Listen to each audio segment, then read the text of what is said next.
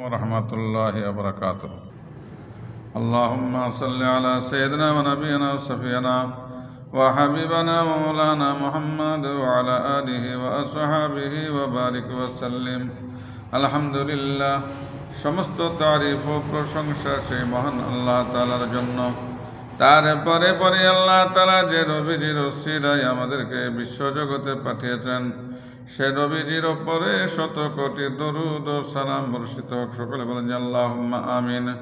সাল্লাল্লাহু আলাইহি ওয়াসাল্লাম। অন্যান্য নবী আলাইহিস সালাম গণেরা আমাদের নবীজির উম্মত হওয়ার জন্য দোয়া করেছিলেন। আমরা দোয়া না করলেও তিনি যে আমাদেরকে মেহেরবানি করে এই নবীজির উম্মত করে পাঠিয়েছেন, সেজন্য আল্লাহর কাছে শুকরিয়া আদায় করে বলেন আলহামদুলিল্লাহ। হযরত ইব্রাহিম আলাইহিস সালাম জীবনের 6 পর্ব শেষ হয়েছে, এবারে 7 নম্বর পর্ব এখানে আসছে হযরত ইসমাঈল আলাইহিস সালামের ঘটনা।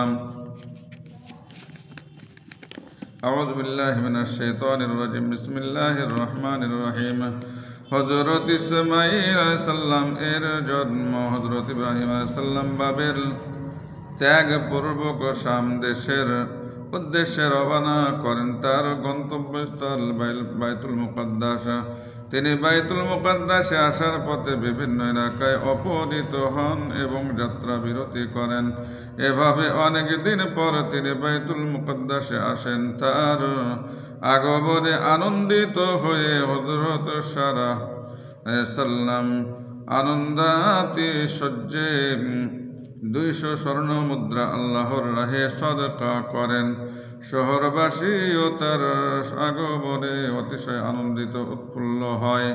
আল্লাহ নির্ধারিত তাকদীর বশত এই রাতেই হযরত ইব্রাহিম আলাইহিস সালাম হযরত হাজেরার সাথে শয্যাগত হন।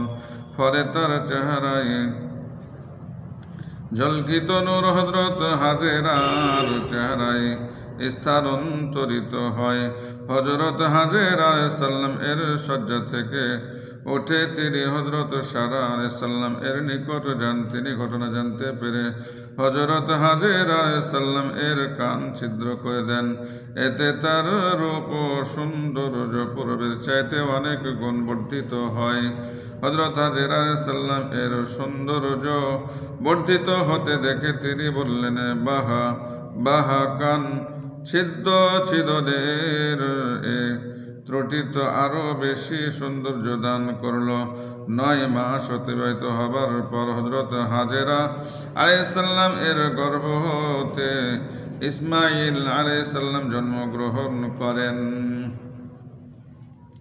হযরত হাজেরা ও ইসমাঈল আলাইহিস সালামকে মক্কা শরীফে রেখে আসার ঘটনা হযরত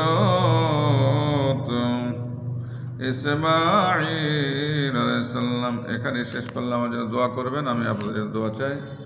আসসালামু আলাইকুম ওয়া রাহমাতুল্লাহি ওয়া বারাকাতুহু।